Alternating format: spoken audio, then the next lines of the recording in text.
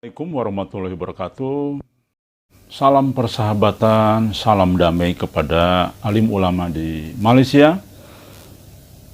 Kami dari Gaza, saya Diki Chandra mewakili teman-teman di Gaza, yaitu Majelis Gerakan Akhir Zaman. Alhamdulillah, kami sangat senang sekali mimpi Sayyid Muhammad Qasim sudah menjadi perhatian di Malaysia, sudah menjadi perhatian alim ulama di Malaysia. Tentu ini adalah semua karena berkat rahmat Allah Subhanahu wa Ta'ala. Alim ulama yang kami hormati, kami cintai, kami muliakan, kami sangat senang sekali.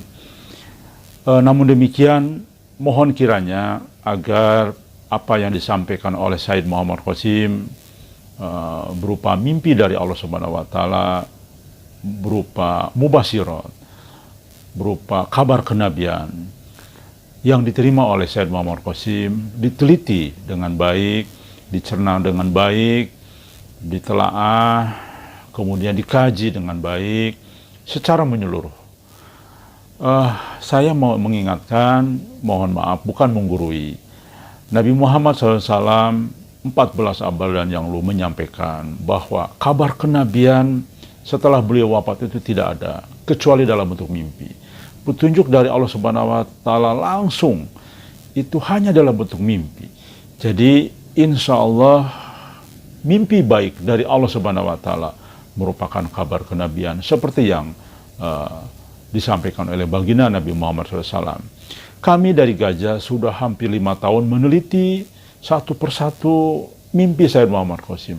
Alhamdulillah tidak ada satupun yang menyelisih dari Al-Quran dan hadis.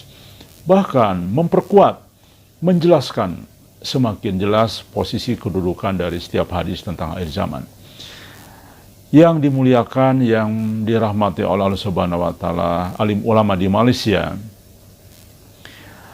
Allah Subhanahu wa Ta'ala sudah menyampaikan dalam mimpi Sayyid Muhammad Qasim, silahkan kumpulkan jin dan manusia untuk membuat mimpi yang sama dengan yang dialami oleh Sayyid Muhammad Qasim. Namun Allah menjamin tidak akan ada yang bisa.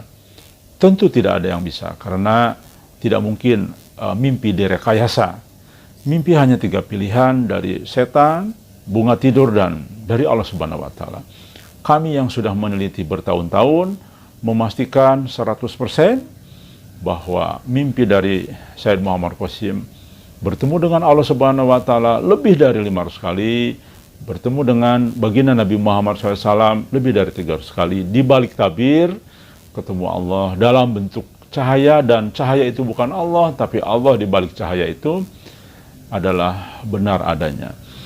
Bahkan insya Allah saya siap datang berkunjung ke Malaysia jika saya diundang untuk menyampaikan mubasyirat bagi umat dunia akhir zaman ini. Saya akan hadir, saya akan menjelaskan. Jadi saya dengan senang hati jika saya diundang ke Malaysia.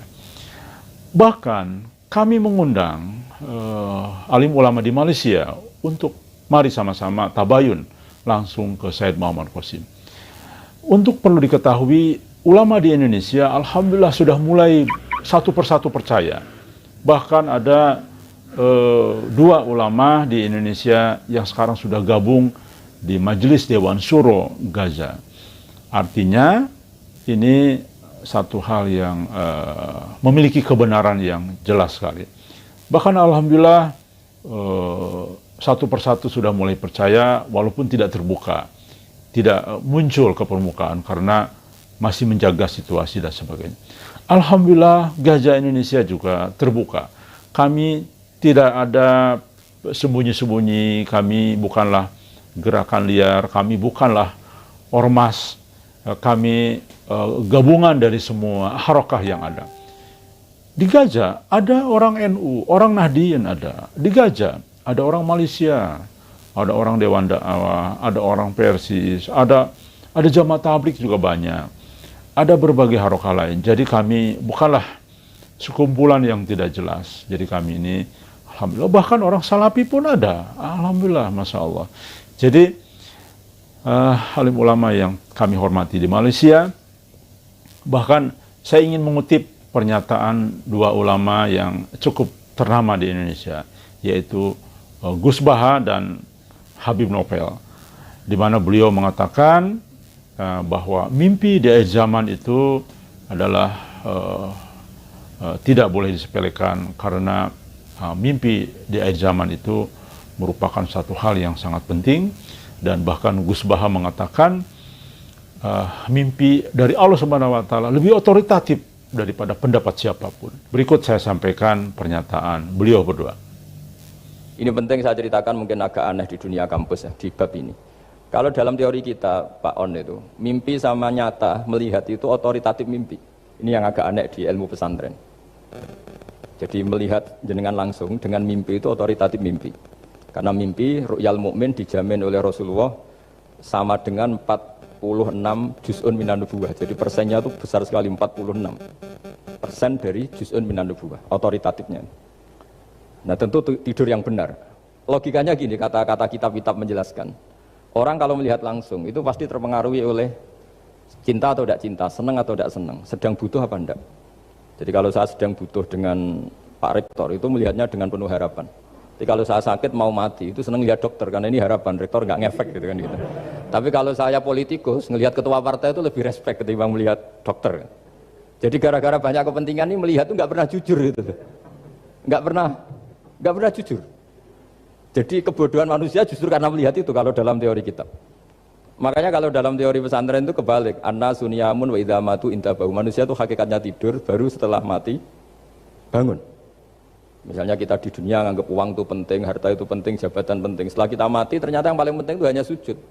Karena kamu itu kenangan ketemu Allah terbaik itu sujud. Yang kita anggap penting di dunia semuanya tidak penting. Yang kita anggap sepele kayak sholat ternyata itu super penting. Tapi sadar itu nunggu nanti di akhirat. Nah kenapa mimpi itu begitu penting? Karena tadi ketika orang tidur itu off semua. Sistem sarafnya, sistem apanya. Yang ada hanya pengendalian Tuhan. Karena dia tidak bisa mengendalikan dirinya sendiri.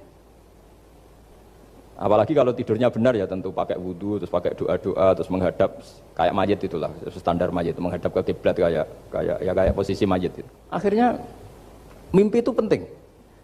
Karena di situ manusia nggak punya nafsu, nggak punya keinginan. Sehingga yang ada itu, kata Nabi itu ada sittatun wa arba'una juz'an minan nubuwah. Sehingga dulu itu mimpi itu jadi sarana betul. Kita tahu kan cerita orang-orang dulu, Fir'aun itu kurang jahatnya, kurang kelirunya. Dia mimpi ada api dari Bani Israel yang membakar kerajaannya. Dan semua pentawilnya sepakat, itu maksudnya Anda akan dihabisin kerajaan Anda oleh bayi dari Bani Israel. Begitu juga raja zaman Nabi Yusuf, itu mimpi kalau ngalami ada 7 sapi yang gendut, dimakan oleh 7 sapi yang kurus. Jadi mimpi itu sarana, bahkan dari orang kafir. Karena ya tadi, yang preman ya nggak ada premannya, yang soleh ya nggak ada solehnya, semua dikendalikan oleh Allah Ta'ala pas tidur. Sehingga tidur ini menurut agama lebih otoritatif. Jangan diremehkan mimpi. Nabi Yusuf itu semua riwayat hidupnya dalam mimpi. Ya, Nabi Yusuf itu semua riwayat hidupnya dalam mimpi. Mukjizatnya Nabi Yusuf, takwil mimpi. Jadi kalau ada kiai, habib, ustadz cerita mimpi yang sahih, kamu mengatakan mimpi kok dibuat dalil. Al-Quran tuh pakai mimpi jadi dalil. Imam Bukhari menjadikan mimpi sebagai sesuatu yang penting sehingga dimasukkan di dalam Sahih Bukhari. Nabi SAW bersabda, ru'yatul mu'min, mimpi seorang mukmin 1/46 bagian dari kenabian. Jadi kalau ada kiai, habib, ustadz cerita mimpi, kamu meremehkan syariat Islam. Maka dari dua pernyataan alim ulama ini kita bisa simpulkan bahwa mimpi yang dialami oleh Sayyid Muhammad Qasim jangan dianggap enteng, jangan dianggap sesuatu hal yang perlu diabaikan, mohon teliti dengan baik.